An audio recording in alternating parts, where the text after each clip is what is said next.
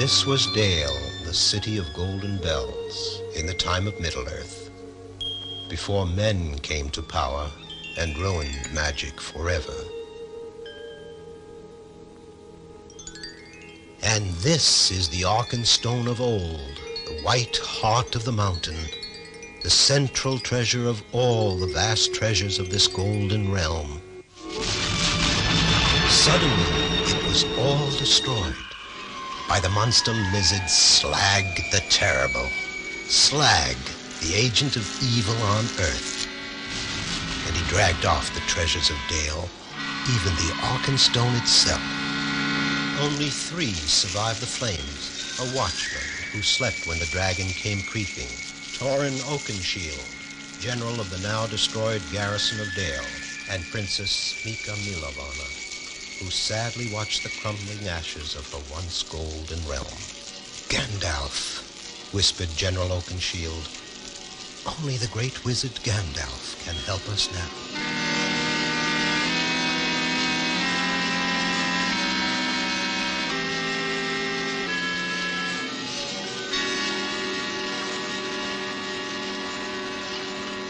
3 ragged and weary survivors of Dale, the burned city of golden bells, came to the lonely tower of Gandalf the Grey.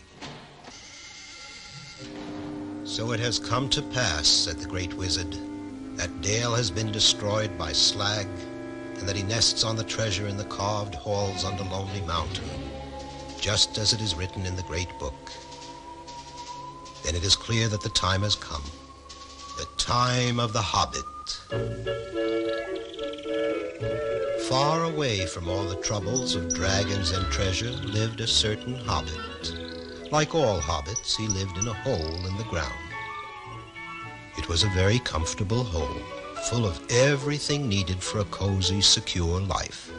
A far different sort of life than that of his great-great-great-great-grand hobbit. This settled and satisfied hobbit was named Bilbo Baggins, and he didn't know that his time had come. All at once they were there, eating his food, shouting for more, filling the air with terrifying words about dragons, fire, stolen gold, and death. I don't know who you are. I don't know what you are all talking about, cried Bilbo Baggins. We are talking about you, said the wizard Gandalf.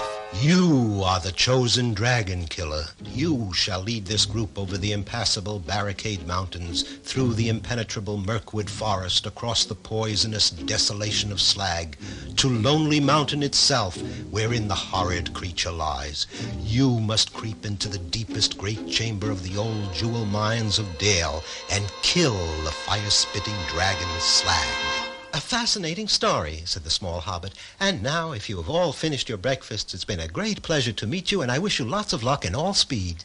But it is written in the prophecies, said General Torin Oakenshield. We cannot go without you. Then don't go at all, shouted Bilbo. Leave that old dragon be. The princess was furious and impatient with all this talk. Mr. Baggins, she shouted, that dragon has killed my father and all of my people. He has burned to ashes my golden land of Dale. Now he sits on our treasures and waits his time to strike other lands, maybe even here. If you are all afraid, then I shall go alone. Bilbo was shocked. He shouted at Gandalf, but this is crazy. She's only a child. You can't let her face this journey, that dragon, alone. Correct, the great wizard agreed. I'm glad you see it at last, dear Bilbo. You can start first thing in the morning.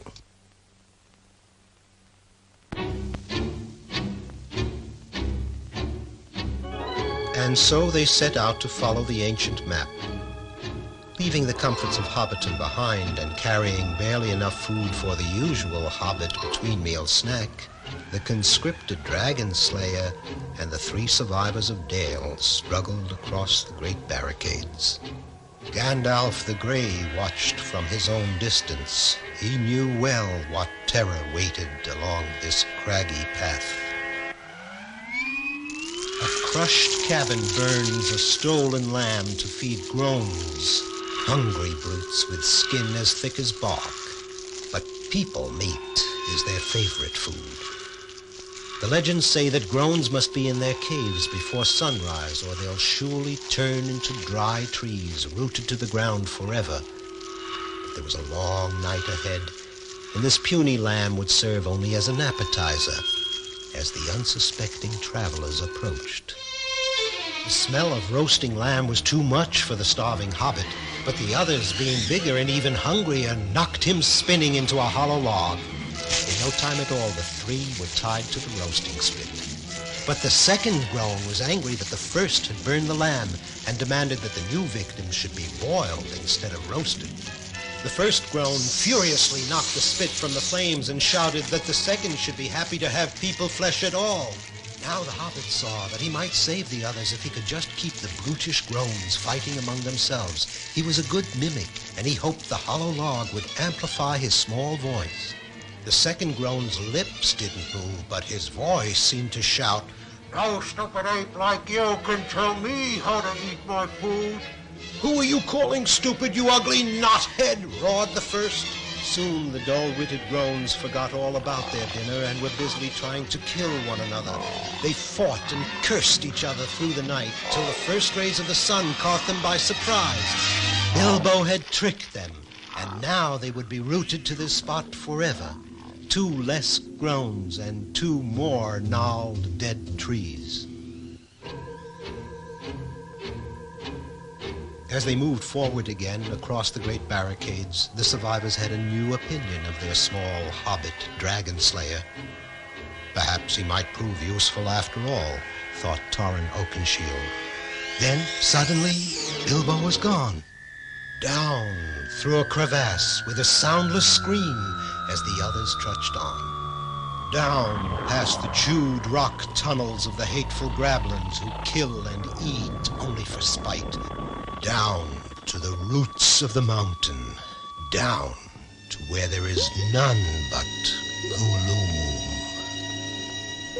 Unremembered years before, a weak and rejected creature found what Gandalf the Grey still seeks, the one ring of power. He had crept into the inky depths to hide it here on this black isle where the hobbit had now fallen, and he had cringed with his ring alone in the dark so long that he could speak only to his miserable self, Gloom. "What horrid little nasty has come to steal our ring, my precious? We must squeeze it till it dies, yes? We durstn't let it take our dearest ring, Gloom." Bilbo did have the ring. Magically, the one ring of power had found its true bearer. It was Bilbo Baggins the Hobbit. He felt the ring's power, that it might help him against the dragon slag. Bilbo made a mighty leap on his broad hobbit feet, clear to the shore, and darted up the nearest tunnel as fast as he could go. "Curse him and crush him," wailed Gloom. "We must catch the tricksy thief before it reaches the outside." And the wretched thing waddled right past Bilbo, who of course didn't know the way out, but who guessed that Gloom did. And Gloom led him through the only tunnel unknown to the evil grablins and directly into the blessed sunlight. So Bilbo was able to rejoin his companions who had crossed the tops of the mountains, and they faced together the next obstacle on their long journey, Mirkwood Forest. Entering Mirkwood was like plunging into a sea of trees and being unable to come up for air. An eternal, endless forest whose mists were as poisonous as its vegetation. The 4 travelers were starved and exhausted, but they pushed on, compulsively determined to bring themselves to the most hideous danger of all, Lonely Mountain, wherein lay the killer dragon Slag. There he lay, the vast red gold dragon, fast asleep, in this immense hall that once was the jewel mine of Dale. Ironically, Slag had dragged these same jewels from the treasury of the Golden City he destroyed back to the very place of their origin. As Bilbo looked out at this stupendous scene of both beauty and ugliness, his feelings, too, were a swirling mixture of exhilaration and horror.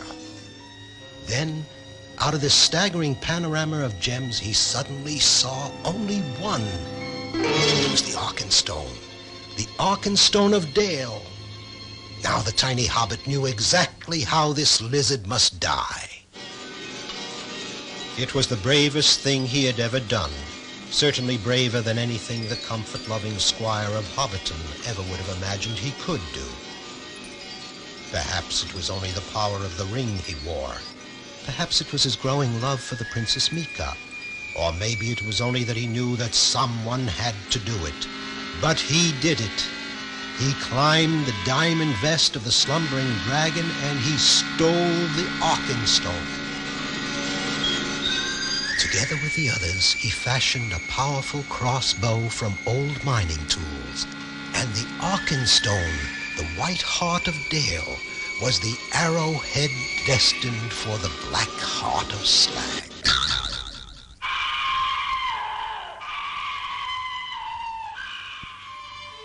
And so he did it, just as Gandalf knew he would.